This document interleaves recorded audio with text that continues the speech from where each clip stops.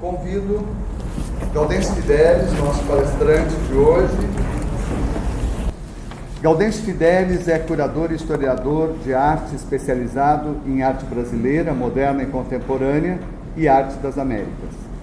É mestre em arte pela New York University e doutor em História da Arte pela Universidade de Nova York, com a tese A Recepção e a Legibilidade da Arte Brasileira Contemporânea nos Estados Unidos, de 1995 a 2005.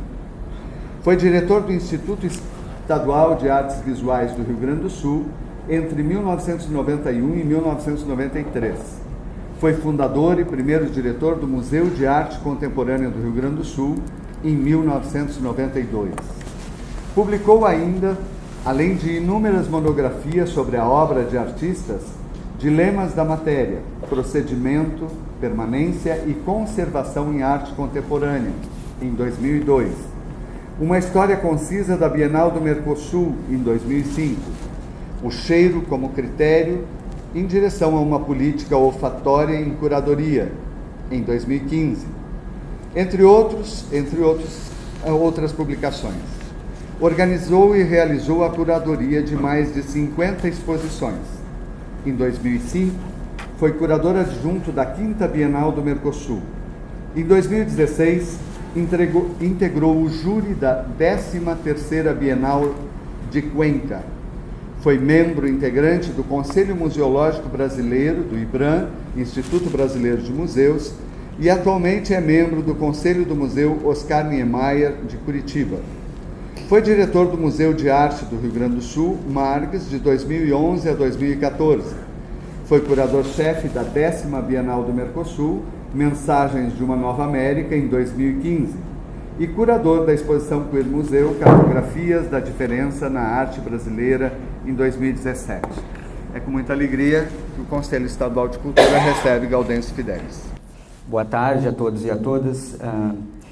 Muito obrigado, presidente Marco Aurélio, vice-presidente Ivo Benfato, por esse convite e essa oportunidade. É sempre um prazer imenso vir a este órgão. Muitas vezes eu estive aqui, na época inclusive como diretor do Margs, e sempre foi foram encontros muito produtivos e muito importantes para ambas as organizações, eu acredito, e para que nós pudéssemos conduzir a direção do museu e explicitar aquilo que nós estávamos fazendo diante desse órgão que é tão importante para a perfeita condução da arte e da cultura no estado do Rio Grande do Sul. Bem,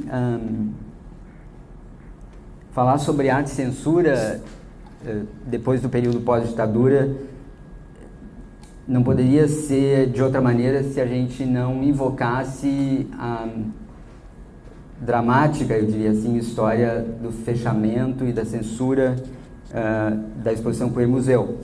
Então, eu vou começar, obviamente, por uma breve história do que foi esse incidente para a arte e para a cultura brasileira, o que ele significou, as ramificações que ele teve e por que é tão importante para todos nós, eu acredito, entendermos essas ramificações. Eu começaria dizendo rapidamente o que era Queer Museu, e vou tentar fazer isso em uma frase. A exposição Queer Museu é uma exposição que foi constituída como um museu provisório e metafórico para existir dentro de uma instituição não museológica, dentro de um determinado período de tempo, e para tratar de algumas questões relativas à expressão e identidade de gênero, sexualidade, diversidade e diferença, incluindo diversidade e diferença na produção artística, porque essa exposição tinha também a pretensão de investigar alguns princípios do cânone da história da arte, algo que eu venho fazendo com bastante insistência nas últimas exposições, nos últimos, eu diria, 10 anos, talvez eu pudesse colocar dentro desse período de tempo. Essa exposição parece que é um certo consenso agora, passado já mais de um ano, de que ela inaugura para a sociedade brasileira um extenso debate sobre gênero e sexualidade que até então não havia ingressado na arena pública no Brasil, apesar de que na academia nós estávamos vendo o ingresso das questões de gênero já há algum tempo, mas que não havia atingido a opinião pública e a esfera pública na dimensão que a exposição Queer Museu possibilitou. É importante assinalar esse ponto, porque é um momento muito significativo da história das exposições brasileiras, porque até então nenhuma exposição, obviamente aquelas que estavam mais inclinadas a tratar questões de gênero e sexualidade, que foram poucas, haviam obtido esse impacto de debate e a extensão que ele adquiriu. É preciso dizer que por um longo período de tempo não havia quem não estivesse discutindo questões de gênero e sexualidade nos mais remotos locais do país. Bem, só para lembrar rapidamente, a exposição ela abre no dia 15 de agosto, no Santander Cultural. É uma exposição bastante celebrada, foi o maior público que o Santander obteve na abertura de uma exposição, com mais de 3.500 pessoas. O que se viu naqueles primeiros dias antes do fechamento, até o dia do fechamento, foi uma recepção extraordinária da comunidade em geral em relação à exposição. Era uma exposição que estava com uma audiência imensa. Ela adquiriu naqueles 27 dias um público de cerca de 35 mil pessoas, o que é um público considerável para Porto Alegre, e ela vinha num crescendo de frequência de público progressivamente desde a sua abertura. Quando então, no dia 7 de setembro, na véspera do 7 de setembro, numa quarta-feira, se eu lembro bem, às 4 da tarde, membros do MBL, eu lembro visivelmente desse momento, porque eu estava no Santander, membros do MBL ingressam no espaço de exposição e iniciam o que a gente pode descrever como ataques extremamente violentos e abusivos, verbalmente, em relação ao público e à exposição, que são extensivamente naquelas próximas horas e nos 2 dias que se seguiram, gravados em vídeo e depois projetados nas redes, para constituir a narrativa difamatória que foi jogada sobre a exposição.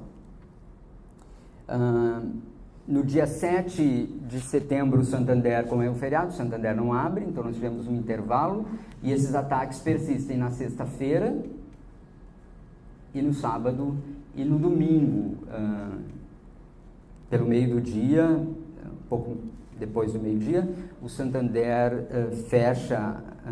encerra a exposição, sem nenhuma consulta à curadoria nem à produção, através de uma simples, e diga-se de passagem, mal redigida nota, infeliz nota, inclusive, condenando a produção artística da exposição, que foi publicada no Facebook da instituição. O que se seguiu foi algo extraordinário, não só no que diz respeito ao crescimento vertiginoso dos ataques de grupos como o MBL, mas ao qual se juntaram grupos fundamentalistas, grupos de ultra-extrema direita e outros setores da sociedade ultra-reacionários, numa campanha difamatória até então inimaginável ou sem precedentes na história da arte e da cultura brasileira. Em breve, o que nós veríamos é um processo progressivo de judicialização da exposição, que ingressa em diversas instâncias, passando pelo Ministério Público, que, diga-se de passagem, teve uma posição sempre favorável à exposição e às questões relativas à liberdade de expressão e contra a censura, mas também ingressando de maneira muito surpreendente nos dois sentidos, surpreendente porque até então o parlamento não havia ingressado tanto de forma tão abusiva nessas questões, mas aí nós vimos um progressivo tratamento dessas questões, especialmente não só nas casas legislativas de todo o país, mas especialmente no Congresso Nacional, e notadamente com a CPI dos Maus-Tratos, presidida pelo então senador Magno Malta, da bancada evangélica do Senado, e também no Congresso Nacional pelos ataques consistentes que vários deputados lançaram sobre a exposição. Bem, aí eu acho que é importante lembrar alguns fatos. São vários, né, que nós precisamos lembrar para recuperar algumas questões que vamos trazer ao dia de hoje. Nós presenciamos diversas investidas no âmbito do Legislativo e, notadamente, uma reunião que houve no dia 18 de 10 de 2017, presidida e organizada por 3 deputados, dentro da Comissão do Combate ao Crime Organizado, para tratar justamente do quê? De exposições de arte. Então, quando eu insisto, e eu insisti, eu falei disso desde o início, que esse processo de fundo, ele tinha uma forte inclinação para levar a criminalização da produção artística. Hoje, ainda, algumas pessoas insistem que não, porque entendem criminalização como um processo estritamente legal, mas eu entendo criminalização como um processo, antes de tudo, político. Participaram dessa reunião os deputados Alberto Fraga, do DEM, coordenaram, do DEM do Distrito Federal, a deputada Laura Carneiro, então do PMFB, do Rio de Janeiro, e o deputado Onyx Lorenzoni, do DEM do Rio Grande do Sul. Bem, essa reunião me parece muito simbólica porque ela é, como eu disse, realizada dentro dessa comissão para o combate ao crime organizado, e já havia um conjunto de manifestações públicas de parlamentares, e eu gostaria de citar, por exemplo, uma do senador Magno Malta, das tantas que ele fez no Senado, dos tantos pronunciamentos que ele fez, e na imprensa, de que ele havia identificado uma rede de crime organizado relacionado à pedofilia e e crimes de outra natureza dentro do museu. Literalmente ele disse isso, e isso continua crescendo e se transformando numa narrativa que o parlamento, nas suas diversas casas, obviamente, especialmente o Congresso Nacional e o Senado, levaram adiante progressivamente. Muitas vezes isso passou desapercebido do grande público, mas foi extremamente... As consequências disso foram muito dramáticas e elas culminam, por exemplo, na transformação, como eu digo, da CPI dos Maus-Tratos, do senador Magno Malta, num verdadeiro instrumento de perseguição e demonização dos artistas e de membros da comunidade artística e cultural, tendo como consequência, entre outras ações, as conduções coercitivas que ele emitiu, uma delas para mim, outra para o artista Wagner Schwartz, mas também para outras pessoas relacionadas indiretamente à exposição, como uma professora de arte daqui de Porto Alegre, que havia mostrado o catálogo da exposição em aula e outras convocatórias que ele emitiu. Depois, já vou completar esse assunto, porque nós teremos muitas coisas para fazer, mas depois por uma articulação enorme de juristas, parlamentares, membros da comunidade artística e até colecionadores e pessoas com significativa influência, houve uma movimentação para que essa condução coercitiva emitida a mim fosse derrubada antes de eu chegar à CPI, e o entendimento que a gente tinha, na verdade, não era de receio. Eu confesso que eu não tinha receio de comparecer à CPI, eu declarei isso várias vezes, mas a nossa preocupação era do precedente que isso abriria se essa condição coercitiva fosse consumada na forma que o senador havia realizado, porque abriria um precedente extraordinário para que outros parlamentares iniciassem um processo de emissão de condição coercitiva por qualquer razão. A gente obteve sucesso nisso, a condição coercitiva foi cancelada um dia antes da minha presença na CPI, mas eu mesmo assim tive que comparecer à CPI como convocado. E, paralelo a isso, nós estávamos indo à Justiça e com várias ações de habeas corpus. O meu habeas corpus para não ir, que foi impetrado para que eu não fosse à CPI, foi negado pelo STF.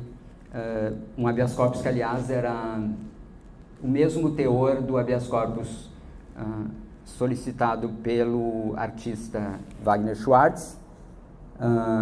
E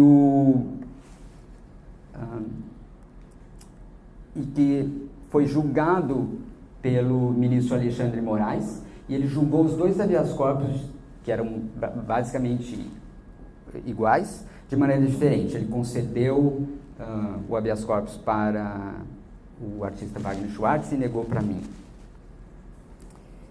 Bem, depois a gente rapidamente vai falar por que isso é importante num futuro breve.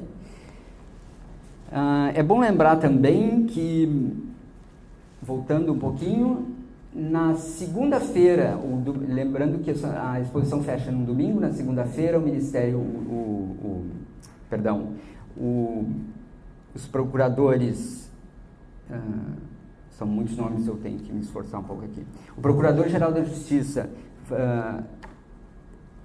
Fabiano Dalazen, e o Procurador da Justiça da Infância e da Juventude de Porto Alegre, Júlio Almeida, foram até o Santander, junto com a coordenadora do Centro de Apoio Operacional da Infância, da Juventude, Educação, Família e Sucessões, Denise Vilela, e lançaram posteriormente uma nota, que foi amplamente divulgada na imprensa brasileira, dizendo que não havia na exposição nada daquilo que havia sido imputado a ela e não recomendaram, inclusive, nenhuma forma de classificação indicativa. A única observação que eles fizeram é que, a título de comentário, talvez, se houvesse um aviso de alguma forma, a polêmica tivesse evitado, mas não houve recomendação de classificação indicativa. Isso é muito importante porque o Ministério Público manteve essa posição durante todo o processo da Queer Museu.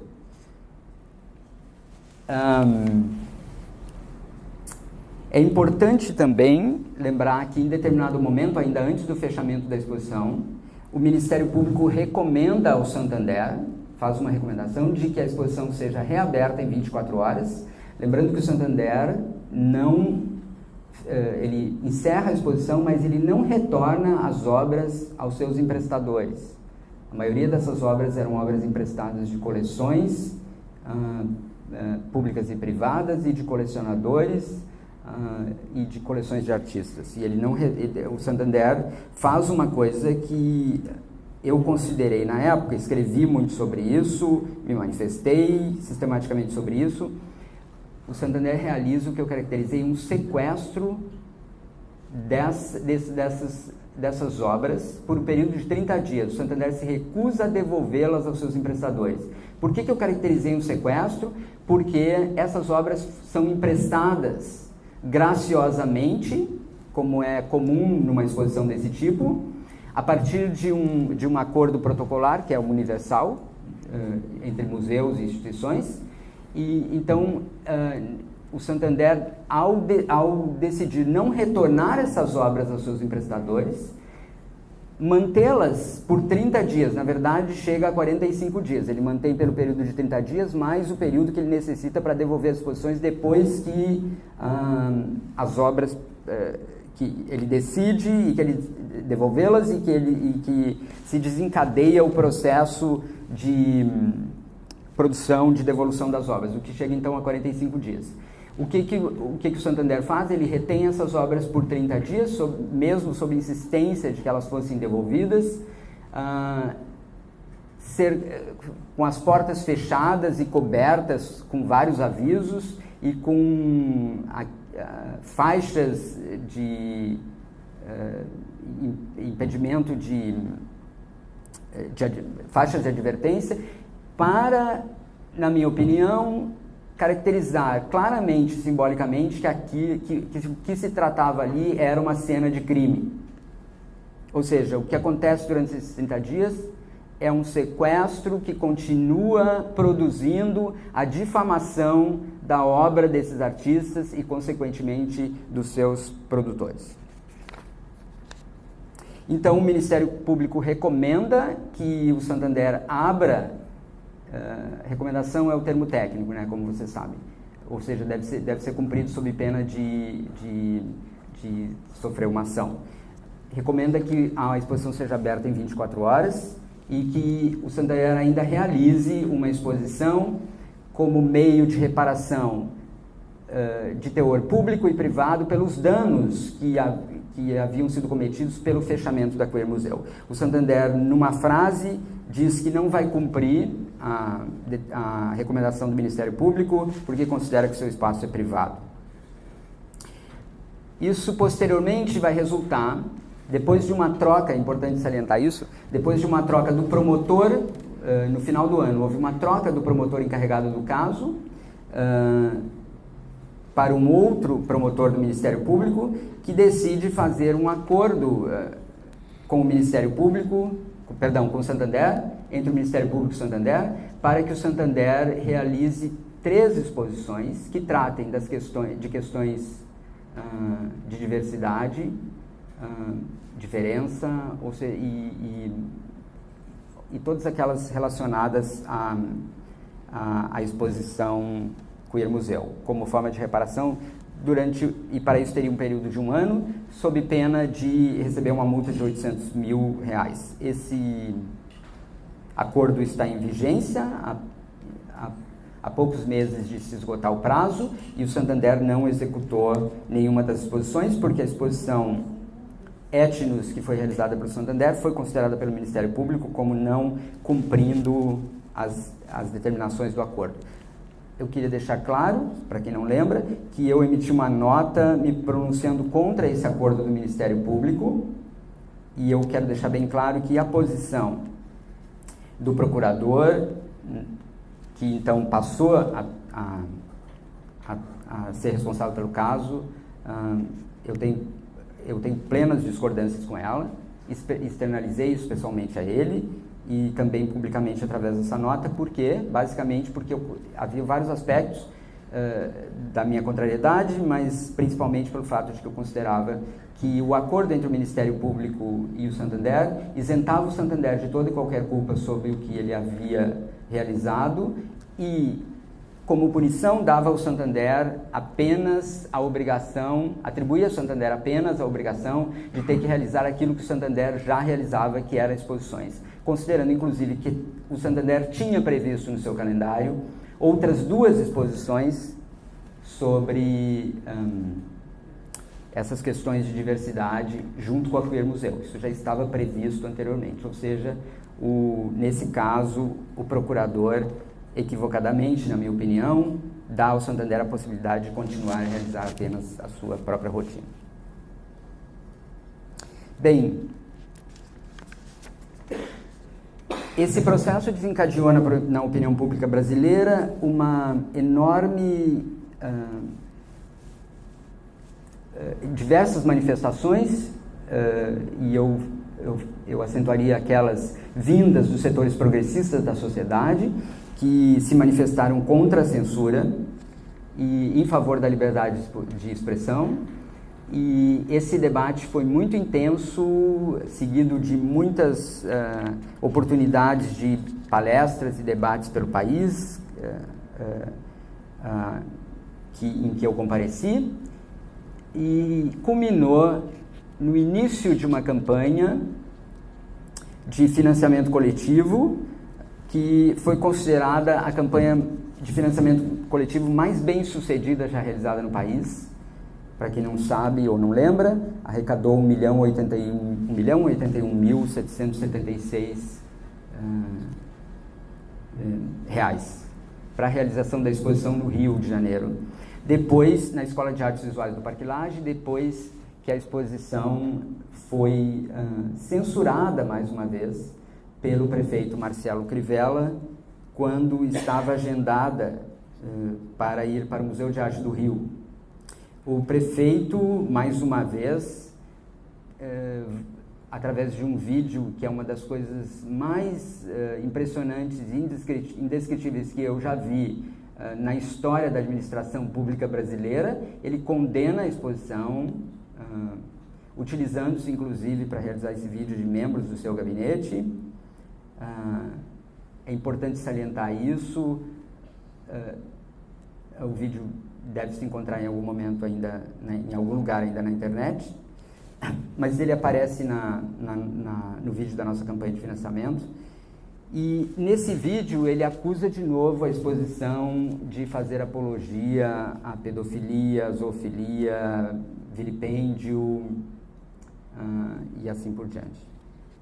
Na época nós fomos à justiça através de uma comunicação extrajudicial, pedimos explicação pública ao prefeito sobre o que ele queria dizer com o que ele havia expressado no vídeo, mas para tomar uma atitude política diante de um absurdo tão grande, mas obviamente a exposição foi cancelada no Museu de Arte do Rio, mesmo porque o prefeito ameaçou o museu de demissão coletiva. É uma informação extraoficial, mas que se tornou público, caso a exposição fosse realizada. E então, quando o diretor da Escola de Artes Visuais do Parque Lage imediatamente faz uma declaração na imprensa dizendo que levaria a exposição para a escola, e o que foi que no final aconteceu a partir da campanha de financiamento coletivo. Eu queria fazer uma observação sobre a manifestação do prefeito, porque eu acho que é importante em todos esses momentos a gente deixar claro, ou pelo menos eu tentar deixar claro, o que eu entendo que significa cada uma dessas manifestações. A manifestação do prefeito nós caracterizamos como um ato administrativo, porque, na nossa opinião, um ato administrativo não é algo que simplesmente se materializa no papel, ou através de um decreto, ou através de um memorando, ou assim por diante, mas quando ele resulta objetivamente num ato concreto como esse, nós consideramos que o prefeito se utilizou de outros expedientes para concretizar um ato administrativo. E isso foi muito importante porque abriu uma discussão na opinião pública sobre essa questão. Com certeza nós vamos chegar no final dessa discussão falando do projeto que recentemente foi aprovado, do deputado Lucas Redec, sobre classificação indicativa, e a discussão que, entre tantas que a Queer Museu alavancou, uma delas, obviamente, central, foi a questão da liberdade de expressão, que ocupa uma posição de preferência na Constituição em relação aos demais direitos fundamentais, exceto, obviamente, a manifestações de ódio e racismo. Sempre faço questão de fazer essa ressalva.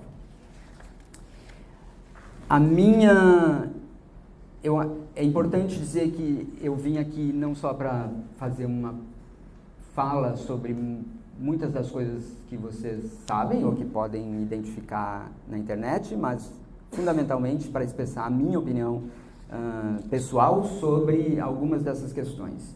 Por exemplo,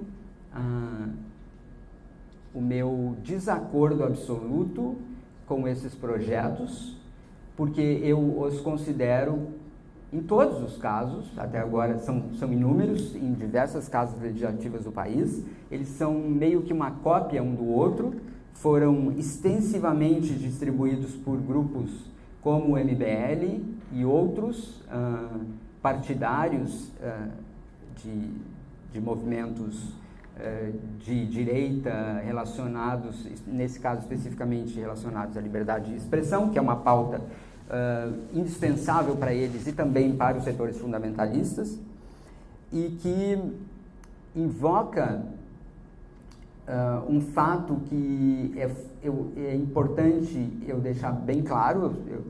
Eu tenho feito isso nas inúmeras palestras e falas que eu participei, e outras situações, entrevistas também, de que eu me posiciono absolutamente contra qualquer forma de classificação indicativa para além daquilo que já está posto no ECA, e que eu acho, inclusive, que talvez em alguns casos, como nos casos dos jogos, principalmente, deva ser revisto, e já está sendo revisto. Existem publicações extraordinárias que estão surgindo, mostrando, especialmente depois que a Suprema Corte dos Estados Unidos, em 2011, se eu não me engano, declarou inconstitucional a questão numa investida sobre os jogos e a proibição e a classificação dos jogos, entendendo que os jogos eram também parte do universo da cultura e que, portanto, estavam contemplados dentro dos artigos que diziam respeito à defesa da liberdade de expressão artística. E tomou uma posição favorável, revertendo as diversas leis que estavam tramitando, ou algumas já aprovadas no Congresso, em várias casas legislativas dos Estados Unidos, também tentando cercear ou estabelecer classificação indicativa para os jogos, baseado no fato de que, a Suprema Corte americana se baseou no fato de que não havia, na opinião de vários membros da Suprema Corte, que deu uma decisão com grande maioria, de que não haviam estudos científicos relevantes e comprobatórios de que, de fato, os jogos seriam capazes de causar alguma espécie de dano moral ou de outra ordem, especialmente a crianças e adolescentes. Então, na minha opinião, isso talvez tenha que ser revisto no futuro breve, mas para além daquilo que já está previsto no ECA para a classificação indicativa, como é a questão do cinema, dos jogos, e eu sou absolutamente contra que se amplie esse raio de classificação indicativa, especialmente porque, por uma razão muito simples, porque não há em nenhum lugar do mundo estudos, de qualquer forma, não estou nem falando de estudos conclusivos, estou falando de estudos mesmo, de que comprovem que obras de arte constituídas especialmente através de imagem, isso é uma discussão que a gente não vai entrar aqui, mas e obras de arte de outra forma têm uma capacidade, têm o poder de causar algum impacto ou alguma forma de dano moral ou psicológico a crianças e adolescentes ou a outras pessoas. Simplesmente não há estudos nesse sentido. E a razão pela qual não há me parece muito óbvia. Não é porque alguém, pesquisadores ou cientistas negligenciaram essa área, mas simplesmente porque não viram a possibilidade de qualquer conclusão ao contrário, ou nesse sentido, para inclusive iniciar alguma forma de estudo nesse campo. No Rio de Janeiro, para a gente chegar mais ou menos ao fim dessa narrativa, que é um pouco cheia de caminhos tortuosos,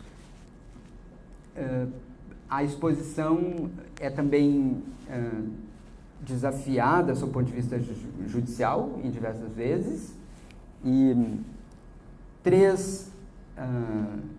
houve vários incidentes. 3 deputados, um deputado federal e 2 deputados estaduais, ingressaram junto ao Ministério da Justiça com uma ação. O deputado Pedro Augusto, do PMDB do Rio de Janeiro, o deputado Marcelo Pacheco, do Partido Social Cristão, líder da bancada do Partido Social Cristão do Rio de Janeiro, e o deputado federal Sóstenes Cavalcante, do DEM, ingressaram com uma ação pedindo que a exposição fosse proibida de ser realizada, inicialmente proibida de ser realizada no Rio de Janeiro, sob as mesmas acusações que haviam sido feitas aqui no Rio Grande do Sul.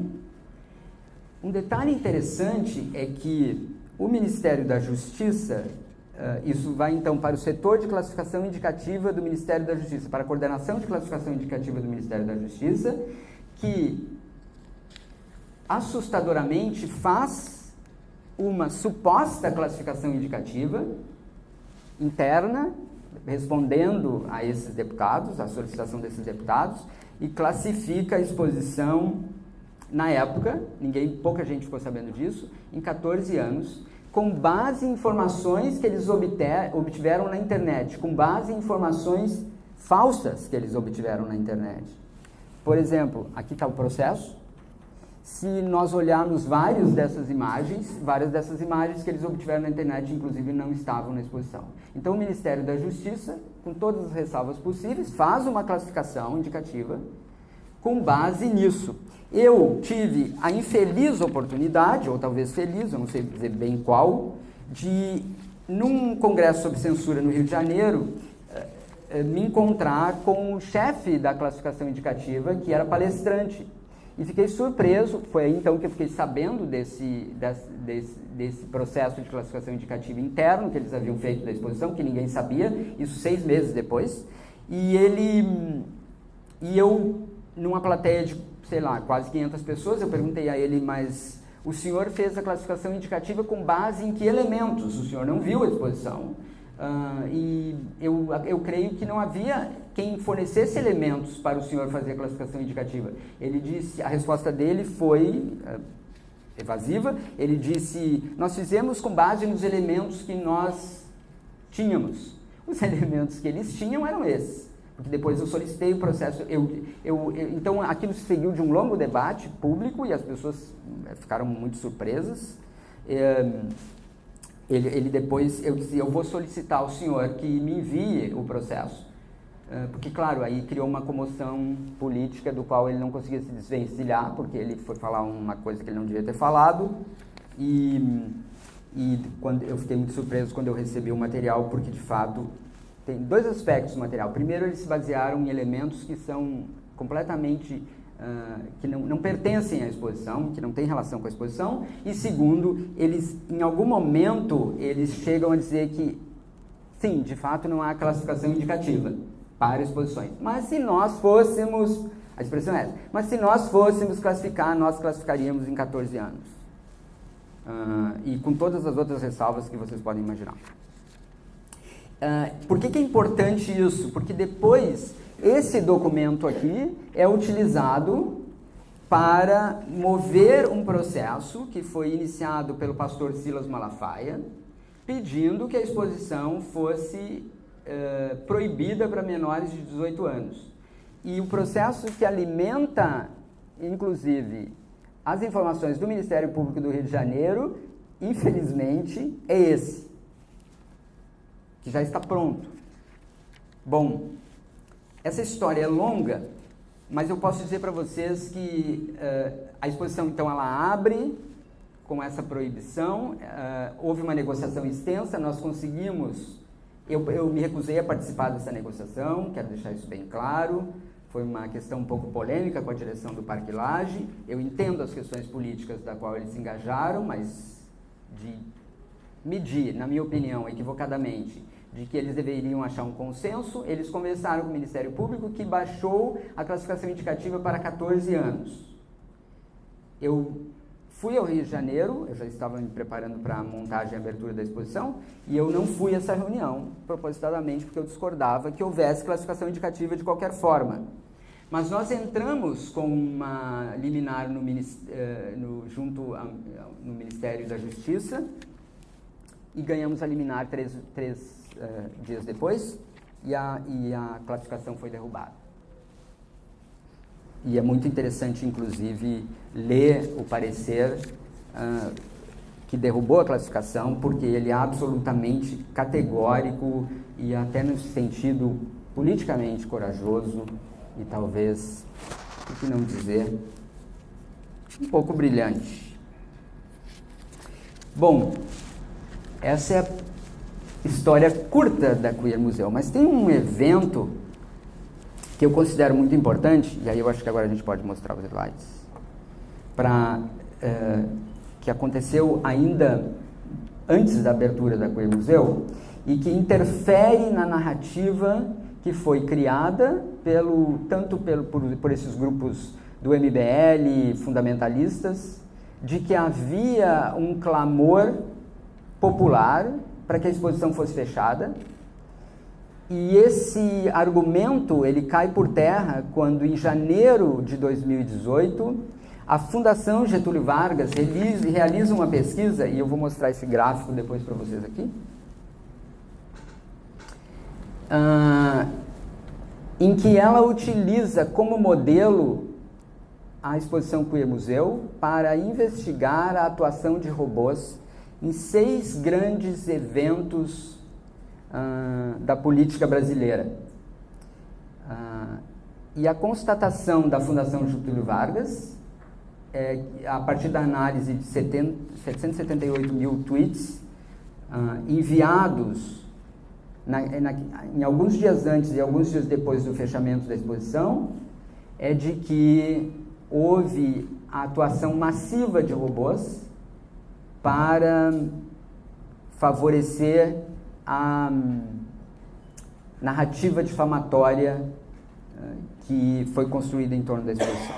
E aí depois eu vou falar um pouquinho disso de novo, mas eu queria rapidamente mostrar para vocês o que eu resolvi fazer, assim.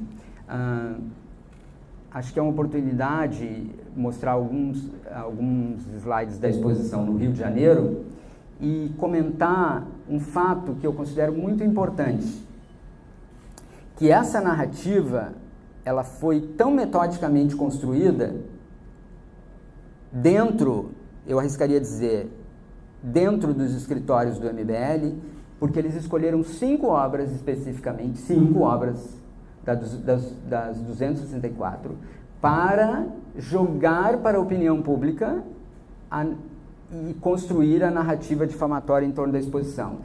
E quando a gente analisa rapidamente essas 5 obras, a gente vê que elas foram escolhidas para que elas atingissem determinadas parcelas da população.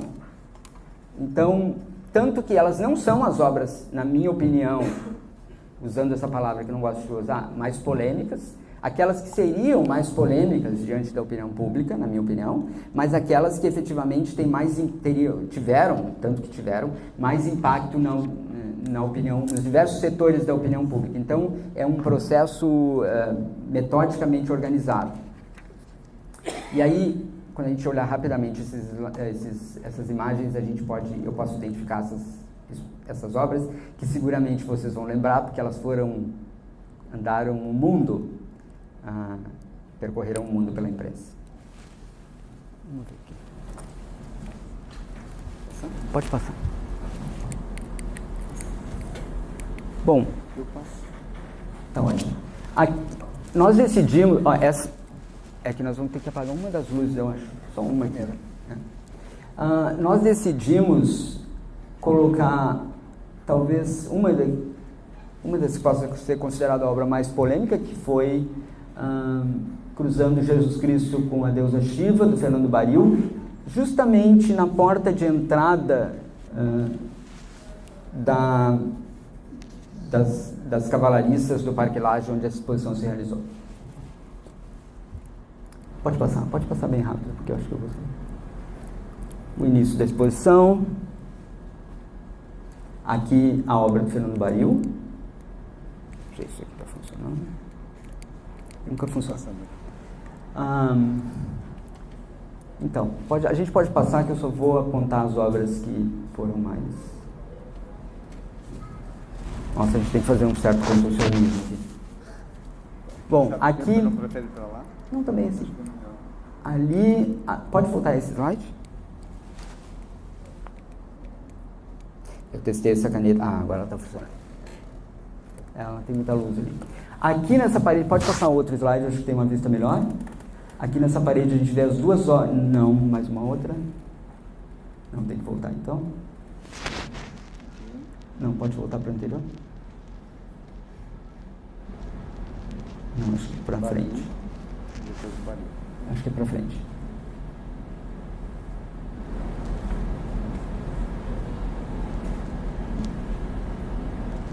Aqui, ali, as duas pinturas da Bia Leite.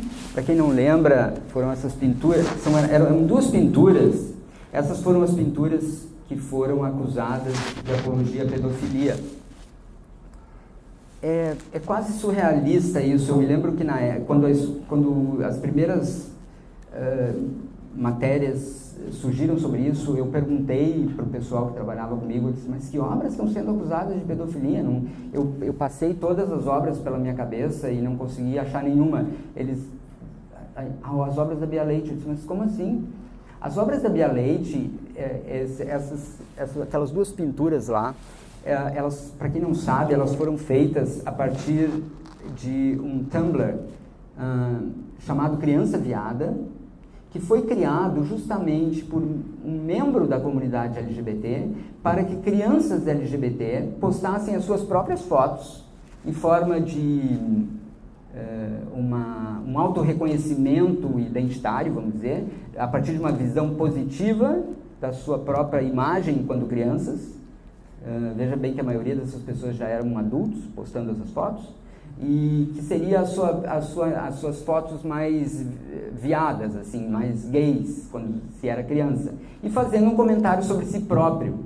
E os comentários são muito positivos, assim, né? Então, na verdade, esse Tumblr foi criado a partir de uma visão positiva da comunidade LGBT, mas também é importante dizer o seguinte, que quando a Bia Leite transfere isso para as pinturas, essas questões se transformam em questões muito importantes, críticas e de denúncia contra o bullying, por exemplo, que crianças na idade pré-escolar sofrem na escola, especialmente aquelas que têm alguma inclinação da sexualidade divergente daquela normativa, né? Que a gente conhece como normativa. Então, na verdade, essas obras, em suma, as pinturas da Bia Leite, antes de tudo, não só uma visão positiva da comunidade LGBT, ela também é uma artista LGBT, publicamente, não estou dizendo algo que não seja público, e ela fez, e essas obras são também uma denúncia ao bullying e à violência. E aí a ironia é que elas são acusadas de apologia à pedofilia. Pode passar.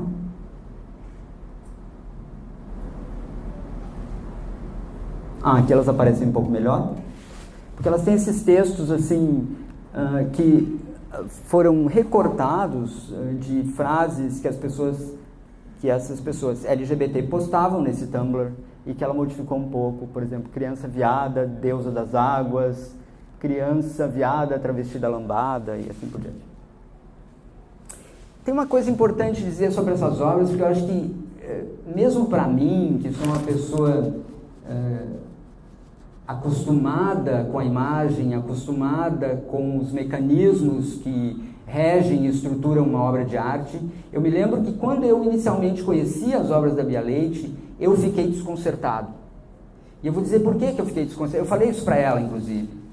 Eu disse, é muito desconcertante, é muito aflitivo, porque apesar de elas serem bonitas visualmente, coloridas, etc., para alguém da minha geração, que tem 54 anos,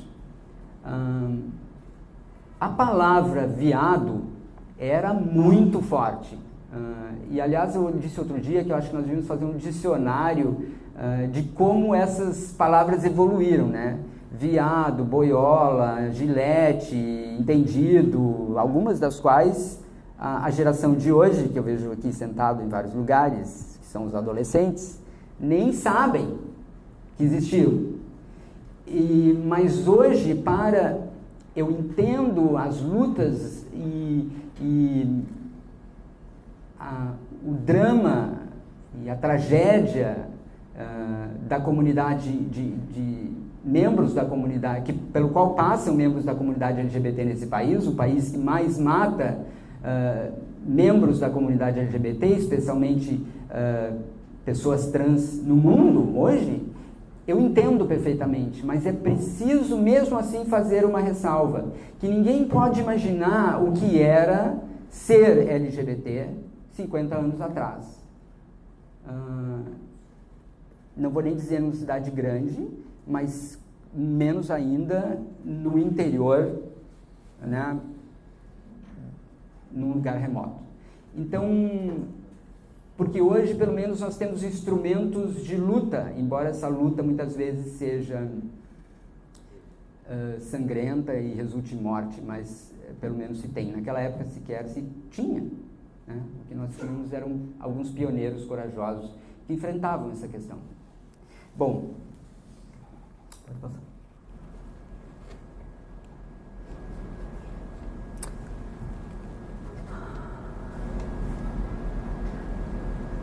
A outra obra que causou... Então nós já temos 3, né?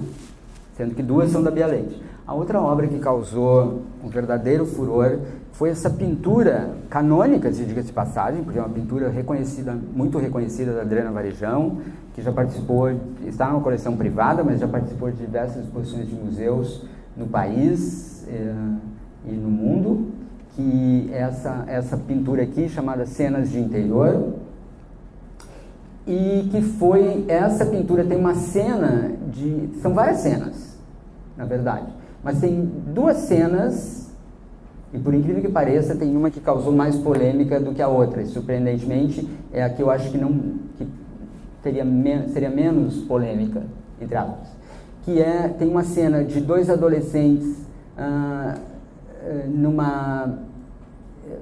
em alguma espécie de atividade sexual com uma cabra, e tem essa cena mais embaixo de dois homens brancos em atividade sexual com um homem negro. Essa obra foi acusada essa é a obra que foi acusada de zoofilia e apologia à zoofilia. E aí eu queria fazer uma observação muito importante. Essa obra, alguns já devem estar um pouco cansados de ouvir eu falar disso, mas eu acho que isso não tem muito jeito. Essa obra é uma obra, como boa parte do trabalho da Adriana Varejão, sobre as mazelas e o impacto da colonização no Brasil. E ela tem essas cenas que fizeram parte, especialmente, do período da colonização brasileira, inclusive as influências mais a posteriori um pouco, mas as influências da cultura asiática, assim por diante. Aí eu queria fazer uma ressalva aqui sobre... Embora tenha aparecido 1 ou 2 vezes a questão daquela cena, a imagem da cena desses 2 homens brancos numa atitude de relação sexual com esse homem negro, e o senador Magno Malta, inclusive, num pronunciamento do Senado, tenha invocado e pedido à comunidade negra que se manifestasse sobre isso, o que não aconteceu. embora tenha aparecido rapidamente isso, essa cena não foi predominante durante a narrativa difamatória. E isso aconteceu com outras questões, outras obras, também não foram protagonistas nessa narrativa, e que tratam de questões de racismo, por exemplo, na exposição. E eu vou dizer uma coisa para vocês que ficou muito visível. O MBL, por exemplo, ele jamais empreenderia uma cruzada em torno dessa obra, porque o MBL, em vários momentos, recusa-se à narrativa de que houve escravidão no país. Recusa-se. É uma história que não existe para ele, como para vários setores da direita. Então, eles não empreenderiam uma cruzada em relação a isso. Mas aí também tem uma questão pragmática. Como eu disse, todas as escolhas que o MBL fez, porque essas escolhas iniciais foram do MBL, depois elas são incorporadas por outros setores da sociedade na sua propagação. Mas quando o MBL escolhe a questão dessa imagem, e imputa a ela uma narrativa de apologia à pedofilia, ele está se dirigindo ao grupo dos defensores de animais. E aí eu quero lembrar, assim, para cada uma das coisas que eu estou falando, eu teria 5 referências para dar, então, mas não vai ser possível aqui, né? Isso vai ter que ficar para um livro. Mas eu quero lembrar para vocês o seguinte, uma revista que eu acho, se eu não me engano, foi a Época, fez, logo ali em seguida, um mês depois, uma matéria sobre quais grupos estavam engajados na narrativa difamatória contra a exposição, por ordem de prioridade. Quem estava em primeiro lugar, eram 6 ou 7 grupos grandes. Quem estava em primeiro lugar, obviamente ali tinha os evangélicos neopentecostais, uma lista grande. Mas quem estava no topo da lista eram os defensores dos animais, por incrível que pareça. Mas isso é importante porque também já tem um precedente histórico. Quando, da 10ª Bienal do Mercosul, houve um ataque, que naquela época a maioria de nós não prestava atenção, contra a obra da Tropicália do Hélio Oiticica, por causa dos papagaios, talvez alguém lembre, e foi protagonizado pelos defensores dos animais. Eu não estou aqui demonizando os defensores dos animais, mas para dizer que há um setor de defesa dos animais que se engaja nessas questões. É importante que a gente tenha essa clareza de como o MBL joga e manipula essas questões. A obra e aí a gente poderia dizer como cada uma das obras foi direcionada a determinados grupos, grandes grupos, né? Por exemplo, a obra do Fernando Baril, ela é obviamente direcionada à Igreja Católica, que não se manifesta praticamente em relação à exposição, e setores mais religiosos e pessoas ligadas a essa questão, ou contra ou a favor da adoração de imagens, né? Para os dois grupos, porque os dois grupos se sentiram ofendidos. A questão da apologia à pedofilia é uma questão que vem sendo tratada no Congresso há muitos anos. A questão das apologias e o número de leis no Congresso Nacional que vem sendo feito desde início de 2008, principalmente, é extraordinária, porque a tentativa de criminalização pelas apologias tem sido uma grande prioridade do Congresso, e tem um texto magnífico sobre isso. Eu até depois vou citar a fonte para vocês ali, porque vale a pena ler. Bom, podemos passar mais rapidamente para a gente concluir? Então essas vistas...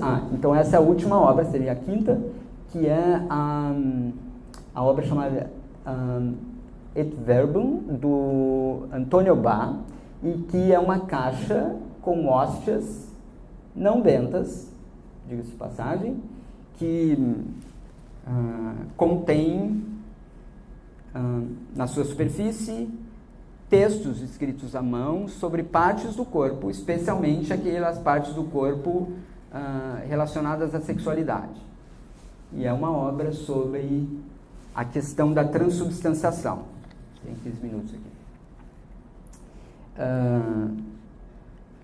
Portanto, essa é uma obra exaustivamente atacada pela narrativa difamatória que se jogou sobre a exposição, a ponto de, inclusive, eu me lembro de novo vou citar o nosso ex-senador Magno Malta, fazer um pronunciamento e dizer no Senado e dizendo que essas hóstias com certeza teriam sido roubadas de alguma igreja.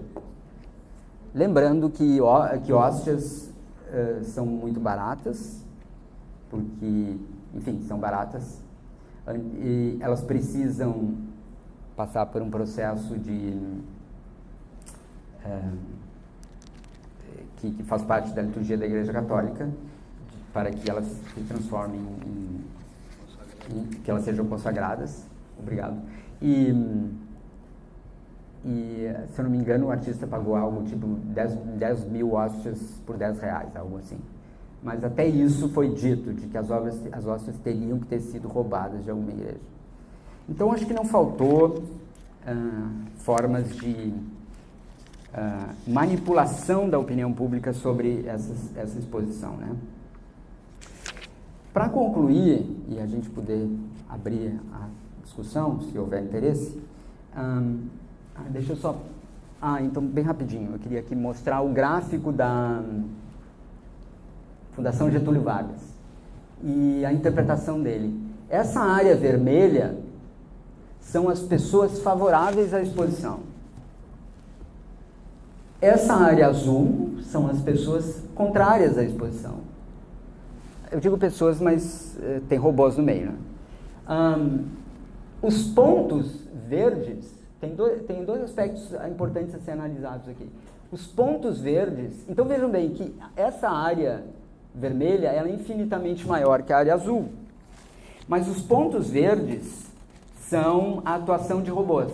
Houve atuação de robôs tanto favoráveis à exposição, embora muito poucos ali, ó, a gente pode ver pequenos pontos verdes naquela área enorme, e é intenso a atuação de robôs na área azul desfavorável à exposição, condenando a exposição, na verdade. E aí eu queria citar aqui em números isso. Ó, as interações desfavoráveis são da ordem de 12,97% e as favoráveis de 7,16%. Agora, a gente tem que comparar esse espaço aqui do vermelho em relação àquele espaço azul e não em relação à porcentagem, porque senão não tem, a lógica não tem nenhuma, né? Então, obviamente que é infinitamente maior o número de pessoas favoráveis à exposição. Tem um outro aspecto que a Fundação Getúlio Vargas apontou nessa pesquisa, em relação ao Coemuseu, é que na atuação de robôs dentro da área favorável à exposição, havia uma maior diversidade de opinião. Na atuação de robôs na área desfavorável à exposição, uma menor diversidade de opinião. O que isso significa? Significa simplesmente que a atuação de robôs dentro da área desfavorável, ela vem de poucas fontes, ela é concatenada, ela é direcionada e programada. Então, e finalmente, por que é importante essa pesquisa e o que esse gráfico mostra? Que toda a narrativa que o MBL, os grupos fundamentalistas, colocaram firmemente na opinião pública de que havia um apelo popular para a exposição ser fechada, se desmonta com essa pesquisa da Fundação Getúlio Vargas, porque a gente já mais ou menos, nós que estávamos dentro do processo, sabíamos. Mas foi muito importante essa pesquisa, porque eu emiti uma nota interpretativa para além daquilo que a Fundação Getúlio Vargas demonstrou, e houve uma repercussão imensa na imprensa brasileira, e foi muito importante para reverter esse aspecto. É isso em relação a essa questão. E, então, agora, eu acho que isso será motivo, creio que isso será motivo de alguma conversa aqui, nós passamos, um dos resultados, um dos efeitos colaterais desse processo, apesar de que a Queer Museu, ela demonstra, pode acender, ela demonstra aquela que pode ser a mais extraordinária vitória da sociedade brasileira contra esses movimentos reacionários. Ela demonstra que é possível, através do empreendimento de uma luta muito consistente, muito preparada e muito metódica, de que a gente vença esses processos que determinam e que crescem no Brasil a cada hora do avanço de inclinações de ordem fascista e que se expressam, e fundamentalista, e que se expressam claramente no universo da liberdade de expressão, porque é um universo simbólico que não precisa nem a gente explicar aqui, o impacto que ele está tendo para todas as áreas da sociedade é muito grande, não por outra razão eles fizeram esse ataque. É possível que se vença uma luta como essa, desde que ela seja empreendida com muita energia e que consiga envolver os setores mais progressistas da sociedade. Então eu creio que esse é o grande legado da exposição Queer Museu, para além de todo e qualquer mérito que ela possa ter, do ponto de vista artístico, e que cada um de nós pode julgar por si próprio. Muito obrigado.